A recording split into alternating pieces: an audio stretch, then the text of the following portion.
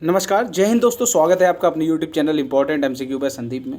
दोस्तों, बीएड प्रवेश परीक्षा 2023 की तैयारी के क्रम में आज हम आधुनिक भारत के 20 महत्वपूर्ण क्वेश्चंस को लेकर आए हैं और इन सारे क्वेश्चन को ध्यान से देखिए और ध्यान से याद कर लीजिए ताकि अगर ऐसा कोई भी क्वेश्चन आपकी परीक्षा में आ जाए तो आपसे गलत नहीं होना चाहिए।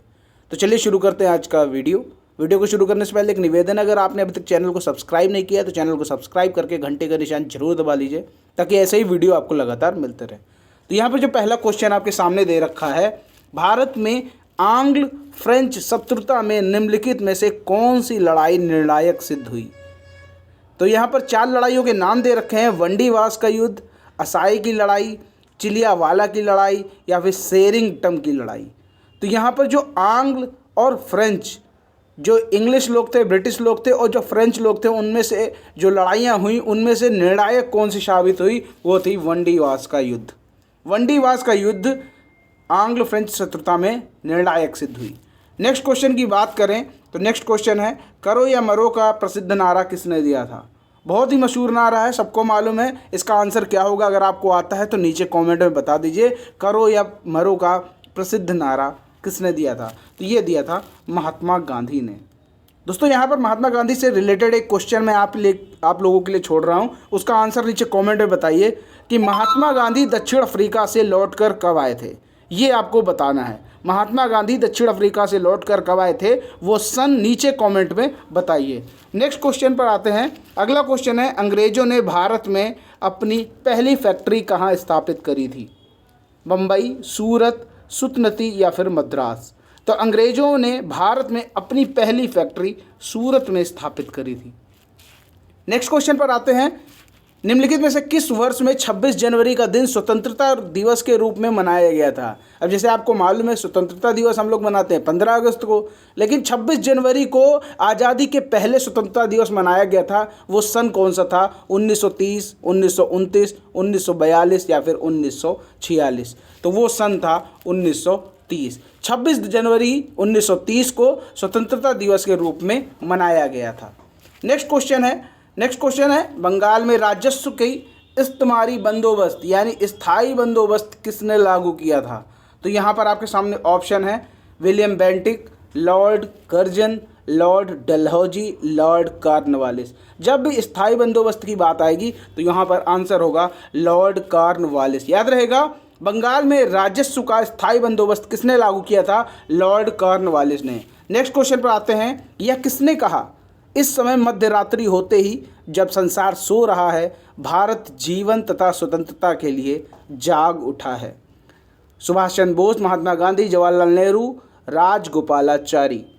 तो यहाँ पर यह स्टेटमेंट दिया था जवाहरलाल नेहरू ने 14 अगस्त 1947 की रात को, जब स्वतंत्रता हमें मिली थी, तब उन्होंने ये भाषण दिया था। तो यहाँ पर आंसर इसका सही हो जाएगा जवाहरलाल नेहरू। नेक्स्ट क्वेश्चन पर आते हैं। अगला क्वेश्चन है, भारत में अंग्रेजी का पहला समाचार पत्र किसने शुरू किया। तो ये आपको बताना है, जो पहला समाचार पत्र था वो किसने शुरू किया था। तो यहाँ पर आपके सामने ऑप्शन दे रखे हैं, बाल गंगाधर तिलक, राजा Ram Mohan Roy, जे.ए. हिकेस, Lord William Bentinck. तो देखो, जो पहला समाचार पत्र था वो बंगाल गजट था, Hickey Bengal gazette.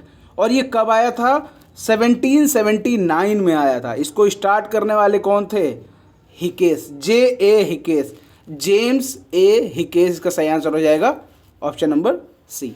Next question पर आते हैं। अगला क्वेश्चन है, किस गवर्नर जनरल के काल में पंजाब को ब्रिटिश साम्राज्य में मिला लिया गया था।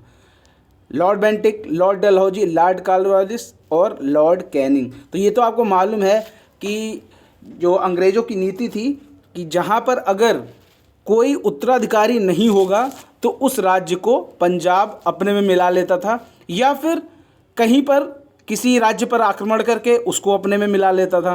तो पंजाब के साथ क्या होता, पंजाब पर आक्रमण किया था ब्रिटिश साम्राज्य ने, 2 बार आक्रमण किया था। सिख और ब्रिटिश ये दोनों आपस में लड़े थे और उसके बाद ब्रिटिश लोग जीत गए थे, तो वहाँ पर पंजाब पर कब्जा कर लिया गया था। और ये हुआ किसके कार्यकाल में था, ये था डलहौजी के कार्यकाल में हुआ था, 1849। आप सन भी याद कर सकते हैं। नेक्स्ट क्वेश्चन है, डेजर्ट फॉक्स किसे कहा जाता है। Lord Wavell, General Eisenhower, General Rommel, General MacArthur. तो यहाँ पर डेजर्ट फॉक्स किसे कहा जाता है? ये कहा जाता है जनरल रोमेल को।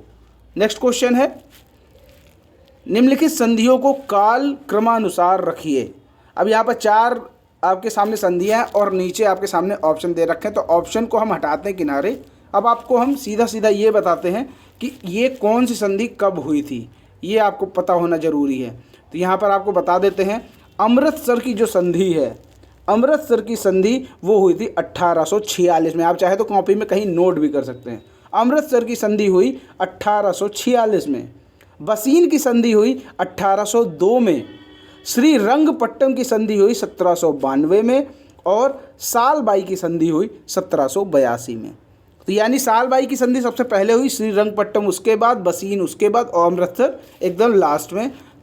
नेक्स्ट क्वेश्चन आता है, मदुरै तक सफलतापूर्वक बढ़ने वाला दिल्ली का जनरल कौन था? मदुरै तक सफलतापूर्वक बढ़ने वाला दिल्ली का जनरल कौन था? आपके सामने ऑप्शन दे रखे हैं, खिजर खां, मोहम्मद गौरी, मलिक काफूर, मोहम्मद बिन तुगलक। तो मदुरै तक सफलतापूर्वक बढ़ने वाला कौन था? मलिक काफूर। मलिक काफूर दिल्ली से लेकर मदुरै तक पहुंच गया था। नेक्स्ट क्वेश्चन है, भारत सरकार अधिनियम 1919 को एक और नाम से जाना जाता है, वह कौन सा नाम है? मार्ले मिंटो सुधार, मॉन्टेग्यू चेम्सफोर्ड सुधार, रेगुलेटिंग एक्ट या फिर पिट्स इंडिया एक्ट। तो भारत सरकार अधिनियम 1919 को मॉन्टेग्यू चेम्सफोर्ड सुधार के नाम से भी जाना जाता है। नेक्स्ट क्वेश्चन है, भारतीय राष्ट्रीय कांग्रेस का जनक किसे कहा जाता है? महात्मा गांधी, A.O. ह्यूम, लोकमान्य तिलक, सुरेंद्र नाथ बनर्जी। देखो, एक ये ब्रिटिश ऑफिसर था A.O. ह्यूम, इसने 1885 में कांग्रेस की स्थापना की थी। तो इसका जो सही आंसर होगा वो होगा A.O. ह्यूम। और कब हुई? 1885 में। A.O. ह्यूम था कौन? ये एक रिटायर्ड ICS ऑफिसर था, जैसे इस समय IAS ऑफिसर होते हैं, उस समय ICS ऑफिसर था। नेक्स्ट क्वेश्चन पे आते हैं, 1916 में कलकत्ता में होम रूल लीग की स्थापना किसने की थी? विपिन चंद्र पाल, अरविंद घोष, लोकमान्य तिलक या फिर एनी बेसेंट। तो 1916 में कलकत्ता में होम रूल लीग की स्थापना की थी लोकमान्य तिलक ने, अप्रैल 1916 में। नेक्स्ट क्वेश्चन है, सविनय अवज्ञा और करों का भुगतान ना करने के लिए महात्मा गांधी को प्रेरणा कहाँ से मिली? अब देश को आज़ाद कराना था तो कई तरह के आंदोलन चलाने थे, और आंदोलन का बेस क्या रखना है? तो महात्मा गांधी तरह तरह के बेस बनाकर आंदोलन करते थे। उन्हीं में एक सविनय अवज्ञा आंदोलन, असहयोग आंदोलन, ये सब थे। तो सविनय अवज्ञा आंदोलन और करों का भुगतान ना करने के लिए महात्मा गांधी को प्रेरणा कहाँ से मिली? ये आपके सामने 4 ऑप्शन है और इसका जो सही आंसर है हेनरी डेविड थोरिव। नेक्स्ट क्वेश्चन पर आते हैं। अगला क्वेश्चन है, गांधी जी से दक्षिण अफ्रीका में मिलने के लिए कौन गया था? बाल गंगाधर तिलक, वल्लभ भाई पटेल, गोपाल कृष्ण गोखले, जवाहरलाल नेहरू। तो यहाँ पर गांधी जी से दक्षिण अफ्रीका में मिलने गए थे गोपाल कृष्ण गोखले, और यही इनके राजनीतिक गुरु भी थे। क्वेश्चन बहुत आता है कि महात्मा गांधी के राजनीतिक गुरु कौन थे? तो वो थे गोपाल कृष्ण गोखले। नेक्स्ट क्वेश्चन पर आते हैं, भारत की संविधान सभा का संवैधानिक सलाहकार कौन था? Doctor Rajendra Prasad, B.R. Ambedkar, B.N. Rao, K.M. Munshi. तो B.N. राव संवैधानिक सलाहकार थे संविधान सभा के। नेक्स्ट क्वेश्चन है, स्वतंत्र भारत की लोकसभा का पहला अध्यक्ष कौन था? बहुत इंपॉर्टेंट क्वेश्चन है, वो बहुत बार पूछा जा चुका है। 15 मई 1952 को जब लोकसभा का गठन किया गया तो लोकसभा के अध्यक्ष बनाए गए थे G.V. मावलंकर, और इन्हीं को स्वतंत्र भारत की लोकसभा का पहला अध्यक्ष कहा जाता है।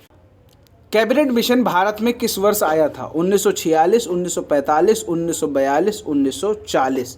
तो कैबिनेट मिशन भारत में 1946 में आया हुआ था। नेक्स्ट क्वेश्चन है, अगला क्वेश्चन है, मुस्लिम लीग की स्थापना किस वर्ष हुई? 1900, 1905, 1906, 1902। तो मुस्लिम लीग की स्थापना 1906 में हुई थी और ये बांग्लादेश के ढाका में हुई थी। उस समय बांग्लादेश अलग नहीं था, भारत का ही हिस्सा था। तो बांग्लादेश के ढाका में हुई थी 1906 में मुस्लिम लीग की स्थापना। तो इस तरह आपने देखे 20 अति महत्वपूर्ण क्वेश्चन आधुनिक भारत से। उम्मीद करता हूँ ये क्वेश्चन आपके लिए काफ़ी हेल्पफुल रहेंगे। वीडियो को पूरा देखने के लिए बहुत बहुत धन्यवाद। चैनल को सब्सक्राइब नहीं किया तो चैनल को सब्सक्राइब करके घंटे का निशान जरूर दबा लें, ताकि ऐसे ही वीडियो आपको लगातार मिलते रहे। वीडियो को लाइक करना बिल्कुल ना भूलें। मिलते हैं अगले वीडियो में, तब तक के लिए जय हिंद, जय भारत।